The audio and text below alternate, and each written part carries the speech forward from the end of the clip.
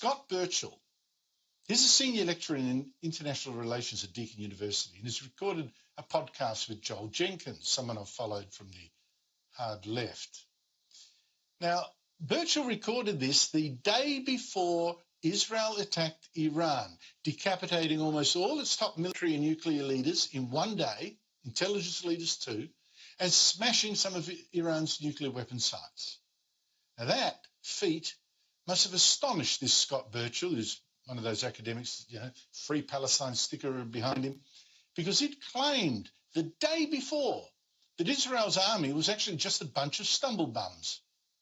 Israel's technology is exaggerated in its capacity, just as Mossad's capacity is exaggerated, and significantly its military is the prowess of its military is grossly exaggerated. I don't want to disparage our South Pacific friends, but they put the Israeli military in the same category as the Fijian military in terms of their skill level. In fact, let me tell you how Israel, this Fiji of the Middle East, actually fooled Iran into letting down its guard last Friday into thinking there'd be no attack, certainly not for days. Israel's Prime Minister announced that he'd actually be at his son's wedding last weekend, up at Galilee. He posed for pictures. And his Strategic Affairs Minister and the head of Mossad, the spy agency, they said they'd be going to Washington this week to negotiate with Trump's special envoy over a nuclear deal with Iran. Just relax. Meanwhile, Mossad agents were actually inside Iran, identifying targets and reportedly using precision-guided weapons that were pre-positioned to blow up anti-aircraft and other Iranian defences. And now Iran's regime just about looks finished. Good effort from Fijians, I'd say, right, Scott? I'm glad to have you here again, Scott. Thank you for joining us. We're having you back and forth, it seems, into the podcast because, yes, there's a lot of back and forth going on in the world of geopolitics. So thanks for coming back.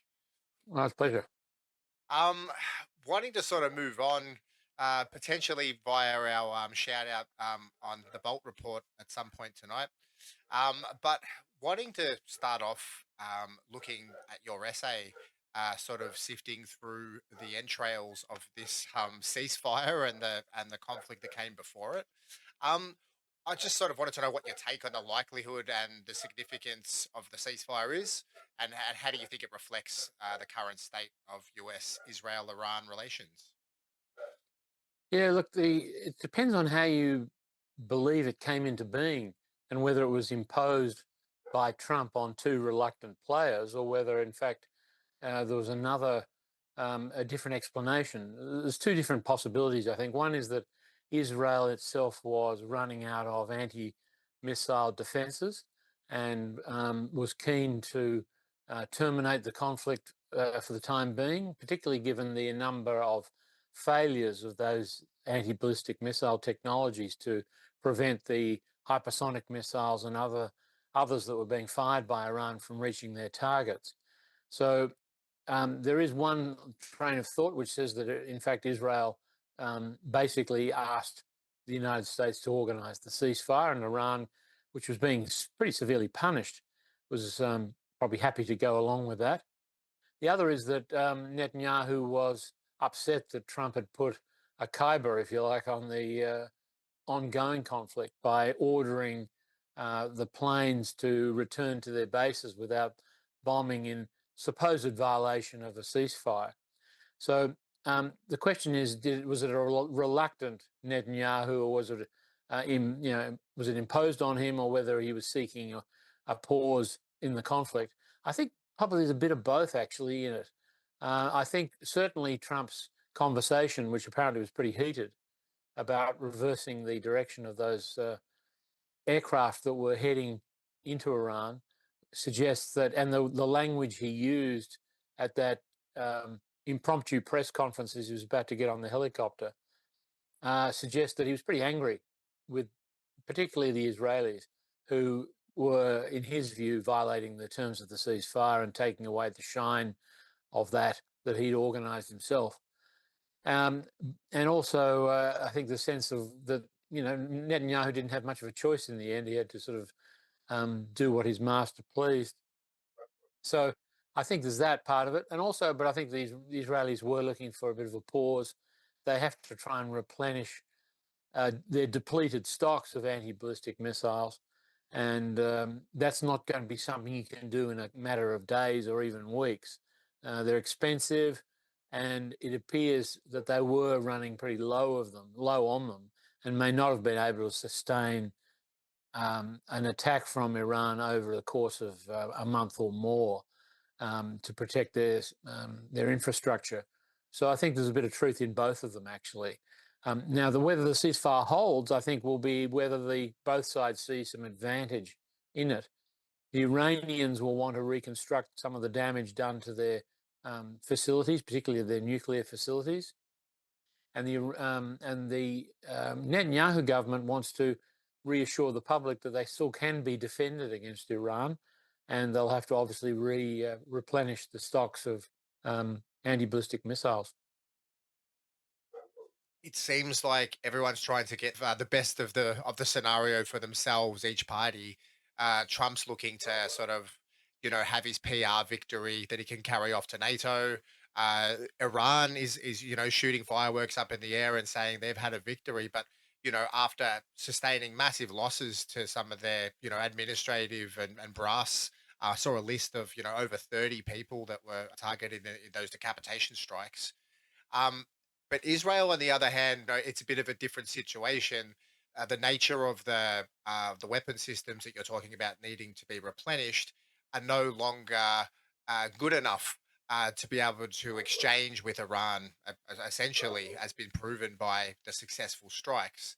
So, is there a mythological factor to the Iron Dome, the sling, and the arrow system that has essentially the sheen's worn off a little bit here? Are we looking at a whole new status quo as far as the power balance is concerned? I think there's been an over-egging of their performance and the capability of those defence systems. And you have to understand that the Israelis don't allow footage of military facilities that have been struck.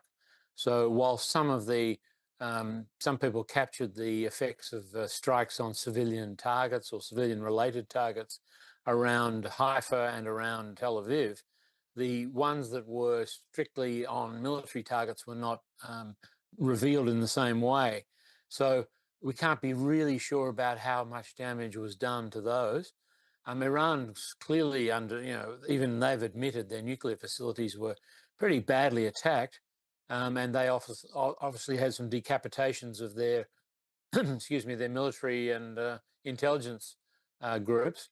But what you have to understand is that Israel has always presented the narrative as the sort of supreme military power in the region. That there was nothing, no one else could rival the Israeli technology. No one could rival the sophistication of their intelligence gathering, their infiltration capacities, and things like that. So for footage of Israeli cities being bombed by hypersonic missiles coming all the way from Iran shatters that myth of invincibility that Israel has been cultivating over many years. And I think the psychological impact of that, both domestically but also in the region, won't be forgotten. That's a really significant issue which will play itself out over time. And yet to be fully realized or sort of contended with, right? Yeah, well, I think that this is a lesson for Hezbollah in Lebanon. It's a lesson for Hamas in Gaza. It's a lesson for the Houthis in Yemen. It's a lesson for the Syrians. Everyone's going to take notice of the fact that Israel's reputation as almost a no-go zone, that it can protect itself from any threat, has been shattered by the Iranians.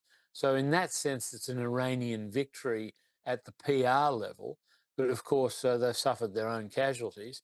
But if you argue that Netanyahu's two great aims were regime change and complete destruction of their nuclear facilities, he didn't achieve either of those. Regime change is not going to happen because you've got to put boots on the ground to achieve it. And although they may have destroyed the centrifuges in the mountains and other sites, it's clear that the fissile material, the heavily enriched uranium, was moved a long time ago out of harm's way. And it's that and the knowledge of how to build these, how to weaponize that uranium and then build it up with onto a missile. It's that knowledge. That's the something that you can't easily destroy in a missile attack, which is why, of course, they've tried to go after scientists and anyone associated with their nuclear programs. But ultimately, you can't put that genie back in the bottle. So Netanyahu can't claim to have achieved the two principal war aims that were always at the sort of underwrote what he was really trying to do. Even the name of the operation, Rising Lion, indicating that the lion on the flag of Iran will return, and then the wheeling out of Pavlahi, who seemed so discombobulated in the way he was kind of put together, as someone that they were just going to sweep in like it was 1950 something and replace the regime in Iran. It was kind of quite comical to watch at times from that angle. And around Iran's response to the US strikes, you know, we had mentioned that there were, the remnants of back channels in previous chats we've had. And that, there has been rumors that potentially this could have been communicated as well. The evacuation of the nuclear material could have potentially have come through those back channels. And do you think there's any claim to that? Before I get on to the next question, do you think there's any validity to those claims? Oh, I think so. I mean, what's happened though is some of the direct back channels which were established when John Kerry negotiated the JCPOA have probably withered away or been blocked. But there are some clear back channels via Qatar that they seem to be the ones that were used, for example, for the Iranians to tell the Americans when they were going to bomb the US base in Qatar. So that gave them a chance to completely evacuate it. Well, it's the largest US facility in the region, I think. So a lot of all that. With only 14 missiles fired, the same amount of ordnance that was dropped by the B-2s. So it was kind of like a trade-off, right? Well, I think even Trump thanked them, didn't he, for it by saying, thanks for the notice, and we got our guys out, and no lives were lost, and it was a largely symbolic attack, and that's not surprising, and it does tell you that there is coordination going either directly between Tehran and Washington or via Qatar, which is probably more likely, even though Qatar was actually with the site of that attack. So I think that's a good thing, a good sign.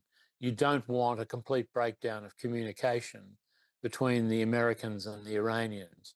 And it's interesting that there's now talk of a resumption of negotiations between the Iranians and the Americans on a nuclear deal. Although Trump said, in his typical way, he said, yes, they probably will happen, but they don't need to happen, meaning he destroyed their nuclear facilities anyway. So it was kind of a futile and pointless exercise, but we'll probably talk to them anyway. And this is the way Trump works. It's interesting. You see him again and again. He attacks Netanyahu or makes it known that he told Netanyahu off for sending those fighter jets in violation of the ceasefire. And then today issues a bizarre social media post arguing against his corruption trial, Netanyahu's corruption trial in Israel, which has absolutely nothing to do whatsoever with the issue at hand. So on the one hand, he sort of may think, okay, well, I overstepped the mark, I upset a few of Netanyahu's supporters, so I'll give him a free kick in the next one, playing one off against the other all the time, knowing full well that within the MAGA base that he, has cultivated, there is a significant division of opinion on whether the US should even be involved in any conflict with Iran. So he's trying to please everyone, walk two sides of the same street at the same time, And because of the peculiarities of his personality, he probably gets away with it up to a point. I was just speaking to Emma Shortis about this, how, potentially he had to throw his base, the MAGA base, some red meat. Here there was so much, backlash to the idea of a war, a full scale war against Iran. So yeah, the bunker busters and the Top Gun moment was about all they could manage. But then he has to double back, as you say, and protect Netanyahu from a domestic crisis and scandal that he's under. Yeah, well, it's interesting. You have to understand the MAGA base the split in the MAGA base is also geographical. And in other words, the pro-war, more neoconservative members of the MAGA base are within the Washington Beltway. All right, they're in the they're in the think tanks and the perhaps in the up to a point in the Pentagon and the intelligence facilities and other agencies, but they're pretty much concentrated within Washington, the city of Washington itself, Washington D.C. Whereas the anti-war MAGA people tend to be on the others outside. So it's not only a division of viewpoint; it's a geographical division as well. And as you say, they had to throw some red meat to the Netanyahu supporters and the neoconservatives, who has always backed Israel, whatever happens. On the other hand, he can't go too far and alienate those outside of Washington who voted for him because he said he was an anti-war president. So he's got to straddle a very fine line. And we saw that clash exemplified with the Tucker Carlson Cruz interview, Yes. where that cleavage was just sort of put down there on a textbook example. And so there's been a carelessness here while all this is going on. Taco Trump is sort of chickening out of this and chickening out of that again. It seems to be the way, as he's juggling these huge expectations from these sort of diametrically opposed influences over his White House. But with Iran itself, now they've pulled out of the IAEA and the non-proliferation treaty. Is this? Well, not yet. They're thinking of it. They've passed. I think one of the policy making agencies within the Iranian political system has given the supreme leader and the Iranian government permission to do it. Okay. But there hasn't been any formal announcement, which of course would be a catastrophic disaster for those who want Iran not to have a nuclear weapon, because if they pull out of the NPT, it makes it very difficult for IAEA inspectors to monitor progress towards the weaponization of their nuclear program. So I can't see how in any way, shape or form that is a positive outcome for either Trump or Netanyahu. No, it can't be. And the carelessness of it seems to be in place, but it makes you almost think if it wasn't more about opportunistic regime change, more so than it ever really was about nuclear ambitions. I wonder in this crazy world. Well, I Um, remember in Iraq they had this weird view that U.S. soldiers would be welcomed with flowers and chocolates as they marched into Baghdad. They have the extremely naive view about how other countries regard the United States. It's often the opposite of how they actually see themselves. And, regime change has to be done on the ground. And what it tends to do is galvanize even dissidents and anti-government elements behind the government, because what they have in common is a sort of a dislike of foreigners telling them what to do or invading their country. So you mentioned the son of the former Shah, who was putting himself up as some old sort of next ruler of the country. He has almost no profile in the country, and the profile he does has is an extremely negative one, a bit like Ahmed Chalabi had in Iraq in 2003, when the Pentagon thought he would be welcomed with a red carpet. No one in Iraq had even heard of him, let alone wanted him to be there. So the problem with the United States is it doesn't really understand how the effects of its interventions can have not just unintended consequences, but the opposite effect to the one they're actually seeking. Potentially, there was a bit of an approach to Syria, or people were looking at Iran falling in a similar kind of way, like the Sykes-Picot countries that were kind of already destabilized, deliberately designed in a way where they could never fully be whole against this kind of 5,000-year civilization state, this sort of Iranian Persian state that had, yeah, like it seemed in all the calculus all the way through. I once again can't think of anything more than laziness and opportunism, and that was really sort of eclipsed by Pevlahi, kind of coming up and then disappearing and unfollowing Trump on Instagram after it all went wrong. So yeah, and look, I want to sort of swing over to the Netanyahu part of this, because in your essay you kind of wrote about Netanyahu's, ultimately had that desire for regime change, which was ignored, and the backlash from Zionist people on Twitter or on social media, and from officials in the Israeli government were initially very critical of Trump and Trump's decision. But why do you think Netanyahu's agenda's fallen flat in the White House now? And how does this divergence strain their partnership? Through the lens of seeing what happened on that White House lawn with the first F bomb dropped in White House history, and Trump looking genuinely pissed off, Yeah. genuinely incensed in a way. Is this the start of a deterioration? Well, remember, one of the aims of Netanyahu's policy has been to drag the United States into a war in Iran to do the job that he can't do. And the two things that Netanyahu does not want are direct negotiations between Tehran and Washington and a US withdrawal from the whole issue. And yet Trump's own personal instinct is not to allow another Middle East war to destroy a US president. So the explanation, I think, of the ceasefire from Trump's point of view is to say, well, I've given you what I said I would give you, which was the bunker buster bombs that would destroy the centrifuges in the mountains and set back their nuclear development by perhaps a year or two, but no further. I'm not going to put US troops on the ground. We're not going to overthrow the Ayatollah's regime. And neither were you. So the anger within Israel and within the sort of neocon aspects of the inside the Beltway in Washington is based on that fear that this is as far as Trump is ever going to go. And remember, the long-term aim of the Israeli government is to construct a friendly pro-Israeli government in Tehran. And this doesn't really take them any closer to that. It was never about the nuclear issue anyway, in my view. These things were planned, according to the Washington Post in the last day. All of this was planned a long time ago, and that the nuclear issue was a pretext to try and destabilize the regime, to try and get anti-government forces, give them encouragement.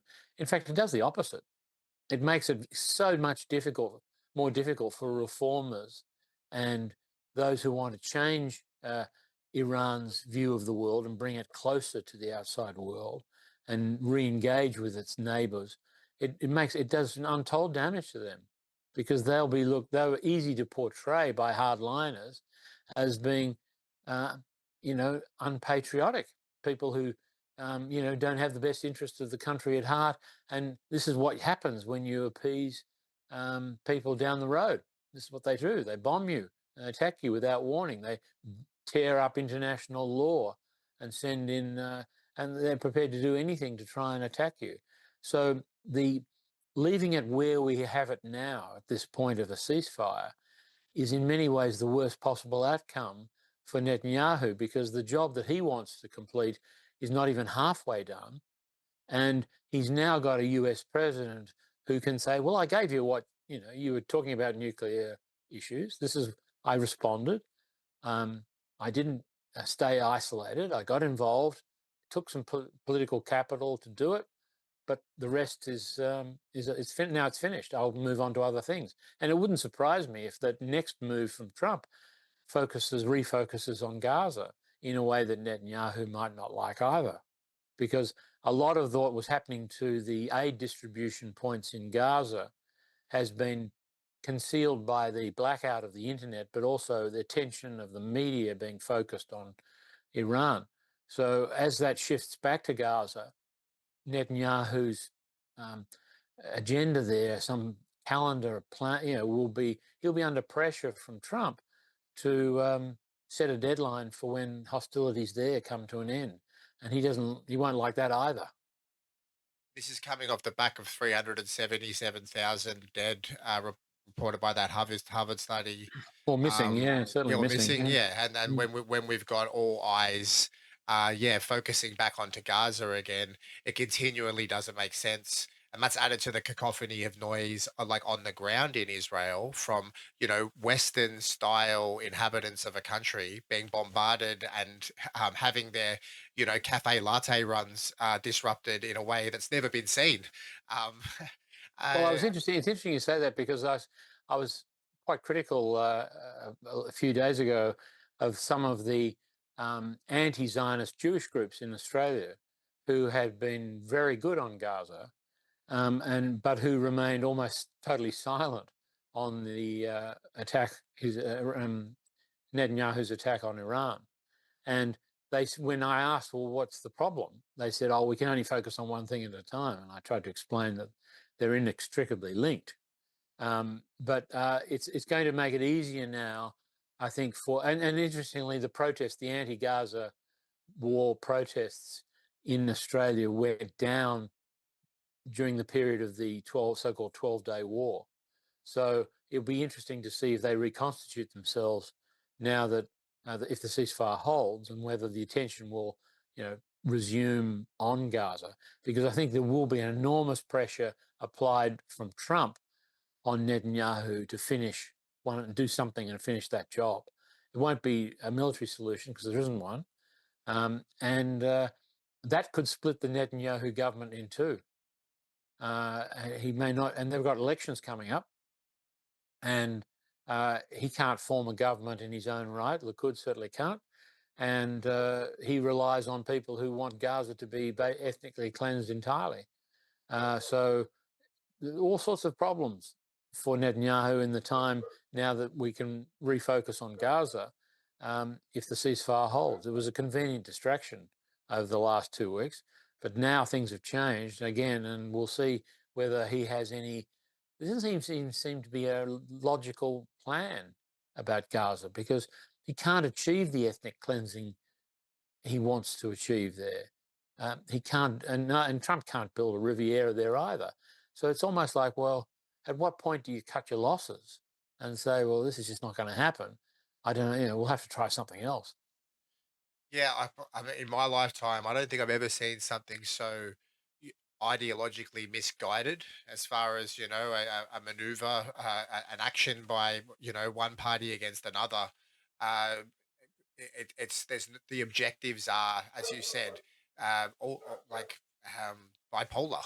There's no there's no end game for this apart from continuous war and destruction. And you have to wonder about the mental health of the political system within Israel now, as a whole, and what's motivating them to move forward. Well, have a look at the mayoral race in the Democrats' primary. That will tell you something about the attitudinal change amongst younger Jews in New York City who would traditionally vote Democrat. There's been a sea change in their attitudes, and Gaza is the explanation for it. So whilst it appeared to be an easy victory over Hezbollah, it seemed to be a relatively easy victory over Hamas, perhaps the Houthis as well, and then Syria collapsed of its own accord. Iran was never going to be the pushover that they were, and we saw even yesterday 7 Israeli soldiers killed in an anti-tank attack in northern Gaza, I think it was, which suggests that Hamas is not a spent force yet. Was that the zero range attack there, where the bloke chucked the explosive inside the tank? So yeah, well, we are still seeing Al Qassam Hamas fighters engaging in an area where Israel hasn't been able to claim a military victory yet. All we're seeing is people massacred at these kind of hybrid aid checkpoints, staffed by American mercenaries and run by Israel. Well, Uh, for example, imagine how much more difficult it would be to do something like that in Iran.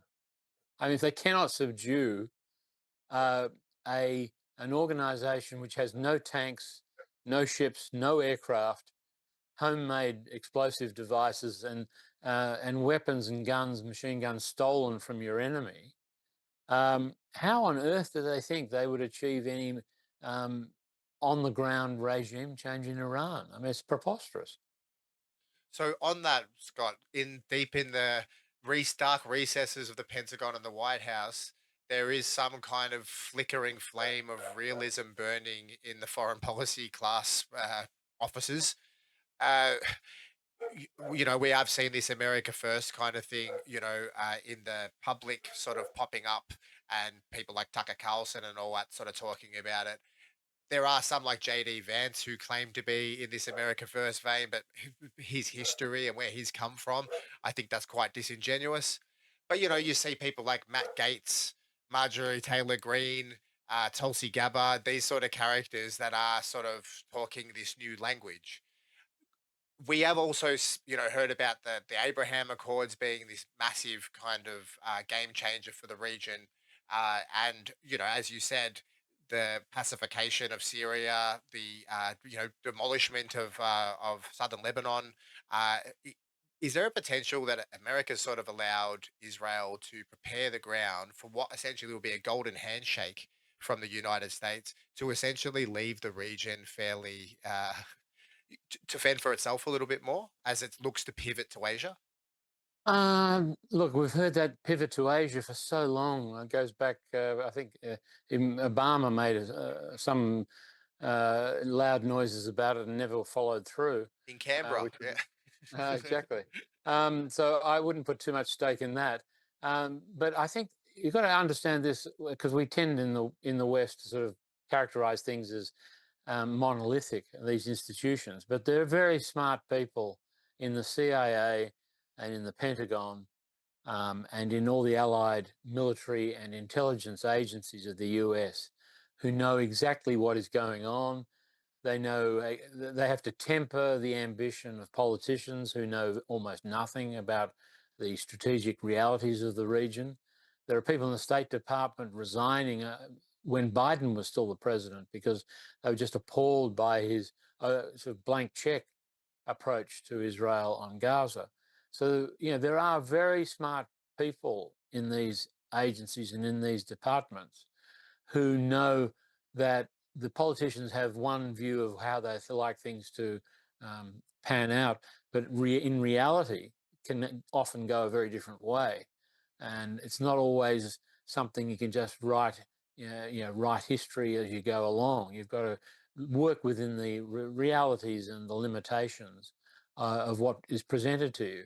And I would imagine the ceasefire that Trump engineered with Iran and Israel is probably something that put a smile on the face of many of those people in the Pentagon who really don't want to be dragged into a protracted conflict with Iran, and certainly don't want to have to start recruiting soldiers and to be dropped onto the ground there. So it's not a simple, deep state versus Trump argument here. There are threads on both camps where there's a meeting of minds where they can sort of have a consensus.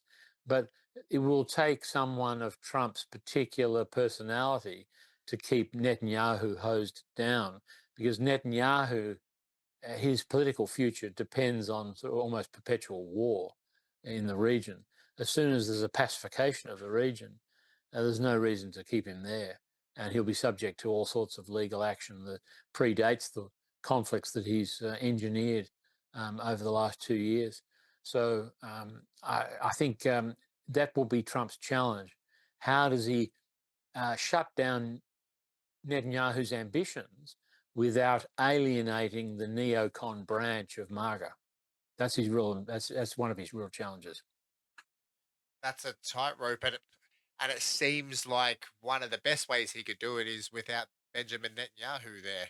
he could potentially walk a little bit quieter with Israel and a more rational actor there, and then be able to appease his base a little bit more. It still feels like it's not going to be enough. Seeing what's sort of happening in America, there's a big groundswell here, and yeah, I suppose any inkling back towards a foreign war in that region, which at the moment Netanyahu will be doing nothing but trying to inch back that way, is only a matter of time. As you Well, said, maybe, but he's got problems. I mean, he's had to stop his population from leaving.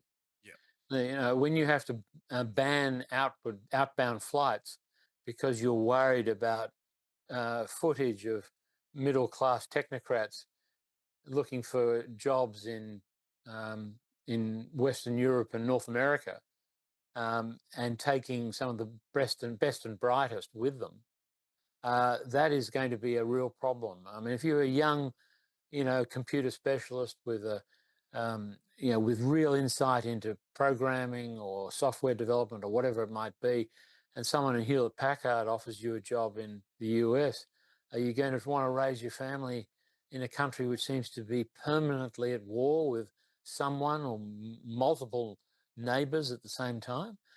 So Netanyahu's problem is that he has to really try and stop these people from getting from leaving and give them give them a reason to stay.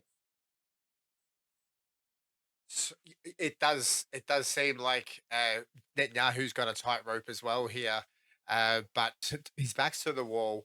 And I wanted to sort of mention why, if the attacks, the sheer damage, we're saying like the damage bill from Haifa is sort of coming in, like the place is pretty much unlivable. They said one third of Tel Aviv's had been damaged. And Colonel Douglas McGregor, said that about $500 billion worth of damage estimates from what he can see in Israel. And, I spoke about the latte thing, but, there is a kind of lifestyle, there is a expectation of living standard within Israel that you mentioned. And that brain drain seems like an inevitability when it's taken away. Uh, I wanted to sort of, yeah, like explore a little bit how Iran, you mentioned in the essay that Iran's restraint was something that needs to be sort of appreciated here. And Emma Shorter sort of spoke about this earlier as well, where she mentioned that, it was a big risk to rely on Iran's uh, pragmatism and restraint here. And they leaned on Iran in a way to essentially hope that they were going to act like this.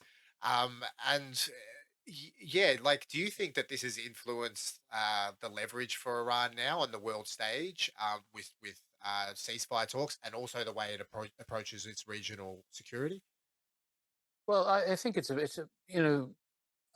in my view, the argument in the United States that you can't give Iran nuclear weapons because they're sort of an apocalyptic, suicidal, religious fundamentalists who are happy to die and take everyone down with them was always just complete nonsense. So um, it was a convenient sort of pretext, if you like, for focusing on why Iran can't have nuclear weapons, but Israel can.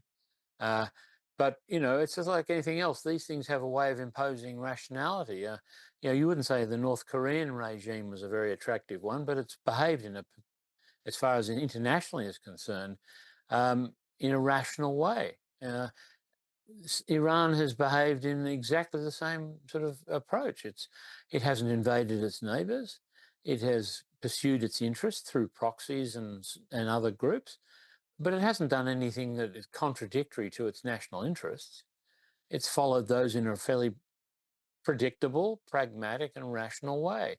Um, if you're looking for irrational behaviour, you might want to look a little bit, uh, closer to the Levant and have a look at what Israel has done and ask yourself whether that's evidence of irrational behaviour, to fight wars on multiple fronts simultaneously, to become a pariah state in the world, to alienate your friends, to lose your friends as you're going by acting in a belligerent way. All of those issues would suggest that a government that is not as particularly well informed and rational about its state within the world itself. Iran, on the other hand, it's hard to find evidence of it doing anything other than pursuing its national interest like every other state. And one of the great paradoxes of this whole 12-day war is that it is now logical for Iran to pursue nuclear weapons, because they know that the only thing ultimately that will protect them from a strike either by the United States or by Israel is what Pakistan has and what North Korea has and what India has and what Russia has, etc.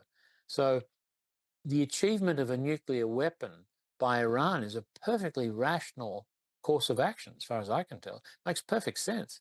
And they're probably angry within the Iranian, the clerisy as well as within the political establishment. They're probably extremely angry that they didn't pursue it with more vigor after the collapse of the JCPOA when Trump pulled out in his first term of office. This leads us straight into then, the fallout from the US and Israel's diplomatic dealings. Like I wrote a little thing calling it red wedding diplomacy. This sort of age where, inviting people in for negotiations from other great powers or other powers, middle powers, and tricking them, and decapitation strikes, including their children, attacking civilian scientists in car bombs laid by, espionage behind enemy lines by Israel. And then also the dealings with Washington. We saw it with drone attacks on Russia just days before scheduled peace talks that must have been somehow coordinated in some way with the United States. And we also saw Israel's Operation Rising Lion coming out of left field and, sort of devastating civilian and military targets in Iran. So we are looking at these sort of moments where international law, the violation of international law is standard, and things like extrajudicial killing are just becoming just a common kind of practice now. So how do these actions kind of undermine the diplomatic credibility? As Trump's been called daddy at the NATO conference. How does that affect the credibility of this country and the nations that trust it? Well, you've got to remember that a country like Australia, for example, is disproportionately dependent on international law. Because we don't have the military power of the great powers, we rely on the conventions and the rules and the courts of the what we call international society to compensate for the relative lack of military power that we have in the world. Now, we saw in the paper this morning, it was revealed that the Australian government sought a legal opinion on how the legality of Trump's attack on Iran, but endorsed the attack prior to receiving the opinion. So, it's one thing to see a great power trashing international law, because they've done that in the past. They do it a lot because they can say, well, might is right. We're going to do it and you can't stop us. But when you have a country like Australia, which is, dependent on avoiding conflict through negotiation, through diplomacy, through agreements struck and treaties, and then to sort of endorse the sort of tearing that up it just makes absolutely no sense whatsoever. It's one of those cases where silence would have been a much more prudent approach.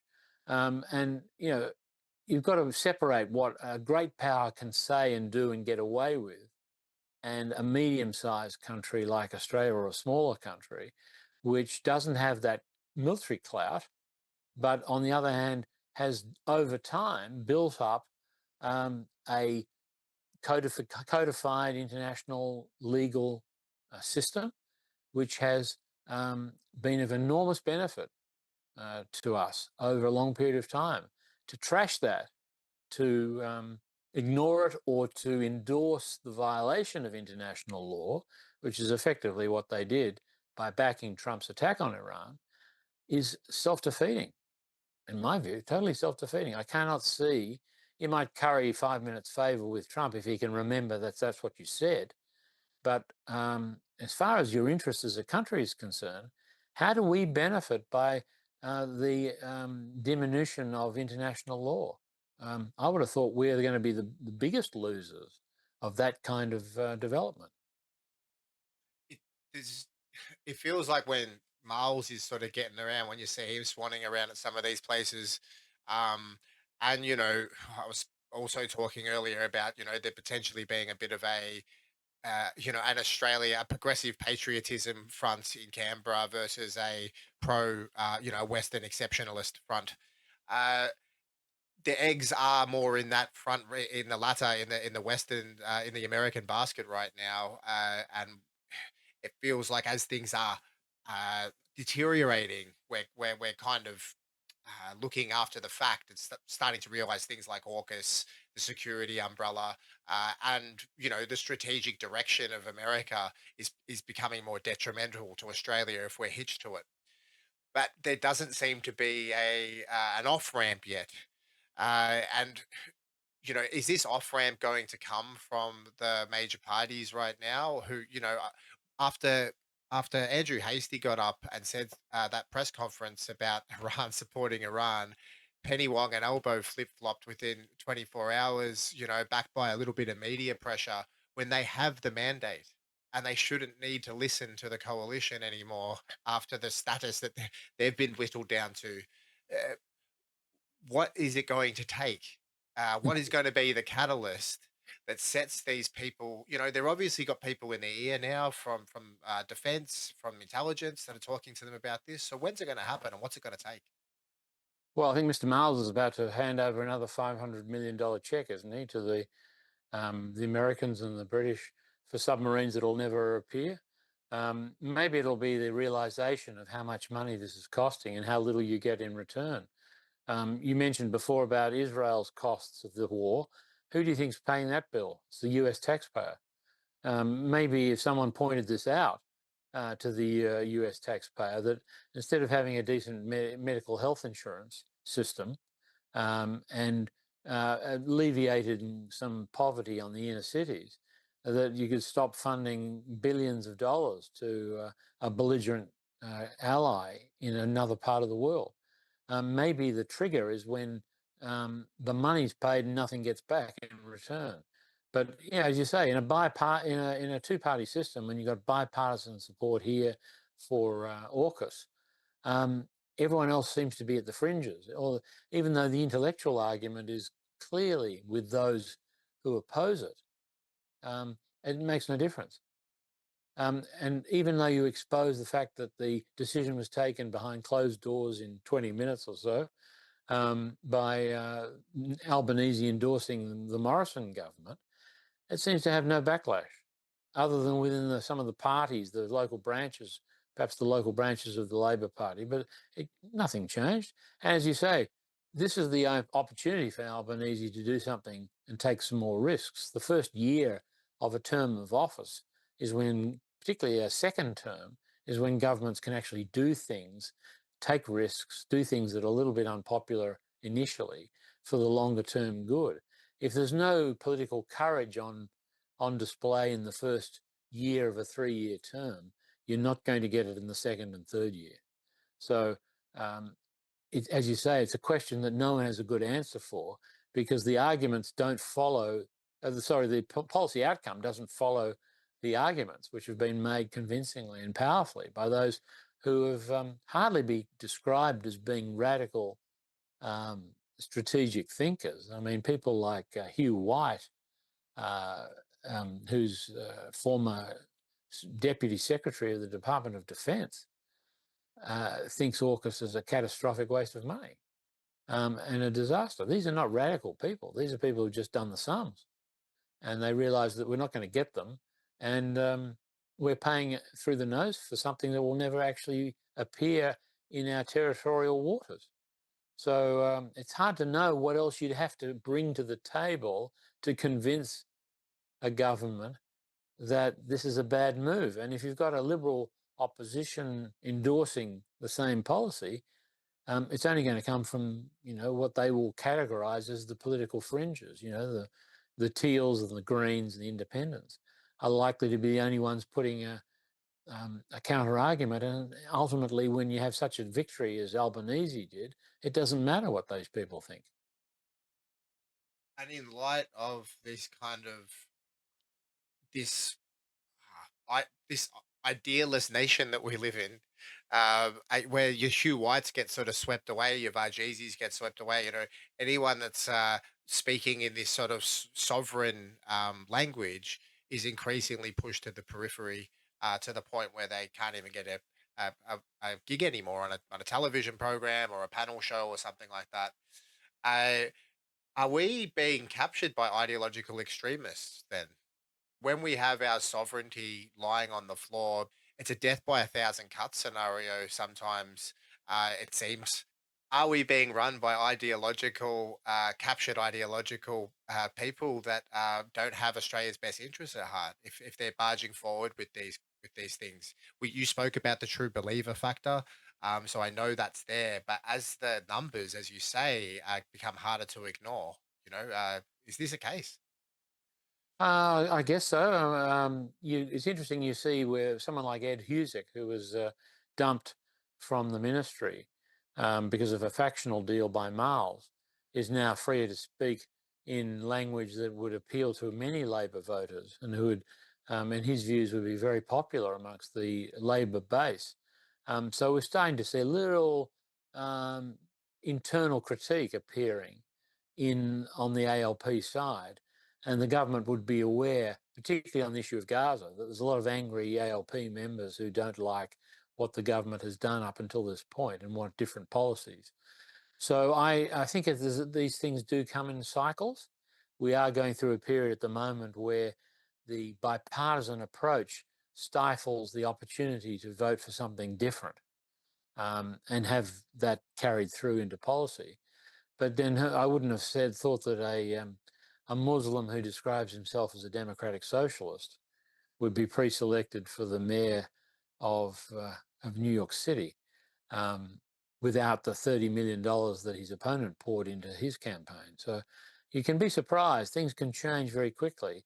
And whilst, yes, you're not seeing that change occur in the political elites, have a look at the changing attitudes of people towards Israel as a result of Gaza, and I mean popular attitudes. There's much greater awareness now of the history of Israel since 1948. It was really only Middle East specialists who took a great deal of interest in these matters, 10 years ago. You never would have thought Norman Finkelstein would be a household name, 10 years ago, and here we are. Well, I think it's come as a shock. And Norman's a friend, so every so often he expresses surprise that what he thought was an issue which had died, really, in the public domain, has thrust him forward again as a leading commentator, but notably excluded from the mainstream, as you'd expect. So if you want to find Finkelstein's commentary on Gaza, you don't waste your time on CNN or MSNBC, or certainly not Fox. You'll find it on podcasts like this one, where he speaks to people you may not have ever heard of. But that tells you something. That message is getting through. And you sort of started a conversation talking about Mr. Bolt and Sky News. Any breach of the consensus, particularly on the issue of the Middle East, is something has to be jumped on from a large height. And that issue, that's not as easy as it used to be. It's just not as easy, because there are people of very conservative political persuasion who are deeply concerned about what events have occurred in the last 620 days in Gaza. These are not people who have been wearing keffiyehs for 20 years and marching up and down Spring Street. We're talking about people who generally don't express their political views very publicly, but who are absolutely horrified by the footage coming through from, podcasts like this and others, showing things that the media has self-censored. And that's a huge change, certainly in my lifetime. So whilst it's easy to get pessimistic about the attitude of elites and political decision makers, ultimately that gap between popular perception and government policy can't be allowed to get too vast. And no matter what the government is, it can't allow the public to adopt positions which are so diametrically opposed to theirs that they appear to be representing nobody or someone else entirely. So that's the danger that people like Penny Wong and Anthony Albanese face, is that as their base is radicalized by the imagery coming out of Gaza, they haven't kept pace with the opinions of people who have really changed on these issues. I'm not talking about hippies and students and unionists and others.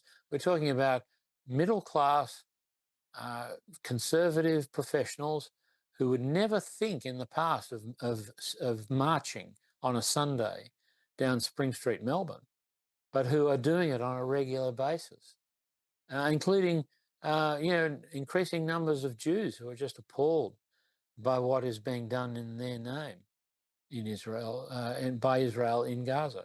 So that's a change, and that's what you have to cling to. When you get pessimistic, when you get despairing of the lack of political change at the front end of the front office, reflect on what's changing behind the scenes, because that is really important, and ultimately it will translate into the front office.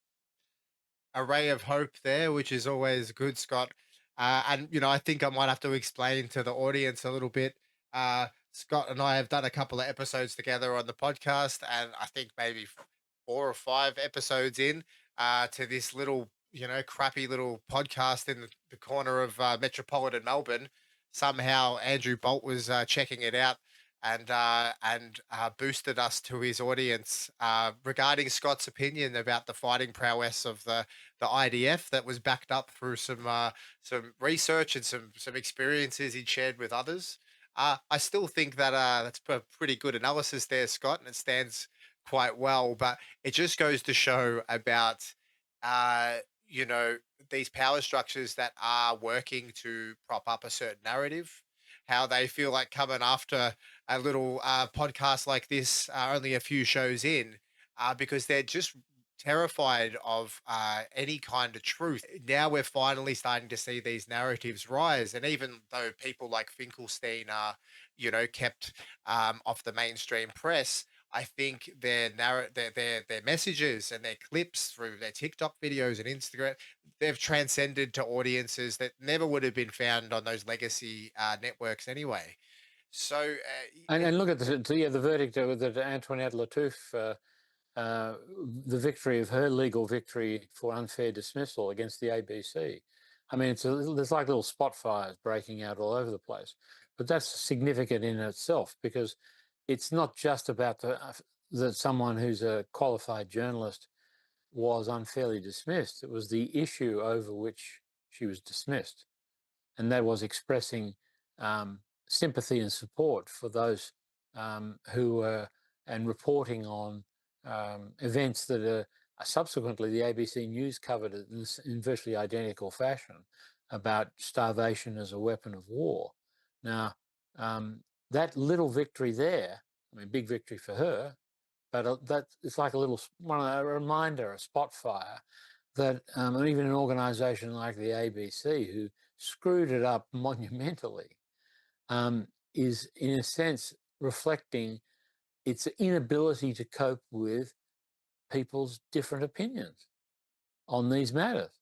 And it shouldn't be. It should just be better at it than this. And the fact that management wants to shut the debate down under pressure from well-organised and well-funded lobbies has backfired tremendously on them. the ABC sent out their former Murdoch figureheads to kind of paint Iran into this evil corner, this suppressive regime that locks people away and does all these horrible things to its people. But it's like, the ABC, you guys are doing that. You guys are doing that every day. You guys are doing that every week. And how many Antoinette Lattoufs would be at the ABC clocking in with their card every day through those turnstiles, going, I'm sick and tired of these people running this place. Is the ABC will have to respond one way or the other. It's terribly embarrassing to have a part-time, I think, summer fill-in host who was not able to complete even a week's worth of work before she had to be silenced. Effectively, it cost, I guess, the managing director and the chairwoman, their positions. But it's a reflection of the fact that the ABC is just not in touch with what the public is looking for. There's a reason why people listen to the ABC rather than commercial radio and commercial television. They don't want the same thing that those people deliver. That's why they turn the dial. They don't want advertising. They don't want commercial interests or political interests determining what they're going to hear and see. And so And they it's also a reminder to them. they also have an expectation for it to be the benchmark, to sort of act as a way of being able to rise all the boats accordingly by providing a very high quality of journalism that all these kind of ideologue subjective commercial networks have to kind of rise to meet. Because ABC was once putting out a much better product that forced those commercial networks to sort of come to the table a little bit more, whereas it feels like they're now defined by the instructions and the remits of the Murdoch realm. So Well, they're look, recruited from the same source, they come from the same pool. So we shouldn't be surprised if they reflect the same values and the same interests as their commercial competitors, because it's a revolving door. It's a seamless transition to go from Channel 9 to the ABC, or go back the other way, or from the Australian to the ABC. It's seamless. There's no adjustment required. It's just seen as a different organisation and your paycheck comes from a different source. But it should be different, because there's no point in the ABC existing at all if it's simply there to mimic what the commercial media already provides. That market's already saturated. We don't need any more of that.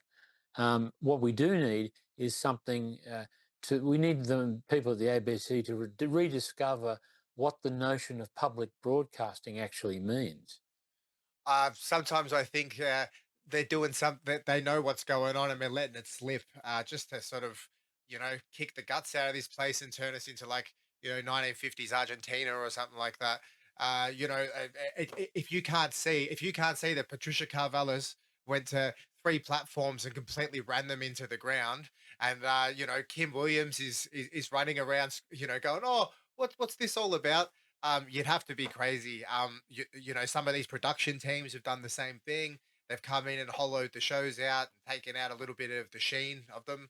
This is just my opinion, and Scott Burchill doesn't endorse anything that I'm saying to all those people out there. Um, Before we sort of close, Scott, thanks for being here again.